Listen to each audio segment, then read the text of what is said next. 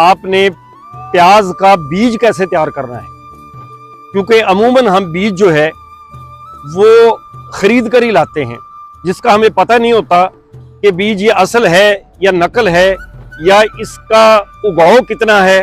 तो इसलिए ये तमाम चीज़ों को से शक से जो बालातर चीज़ होगी वो होगा अपना घर का बीज। अब सवाल ये पैदा होता है कि हमने अपने घर का बीज जो है प्याज का वो कैसे पैदा करना है। तो सबसे पहले मैं बात करता हूँ मौसम की कि ये प्याज का जो बीज है, प्याज जो है ये कौन से मौसम में लगेगा।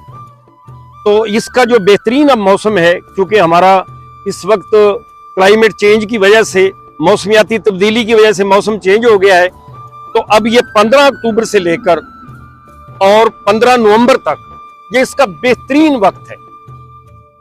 अब हमने सबसे पहले इसकी जमीन की तैयारी करनी है। अब जमीन इसके लिए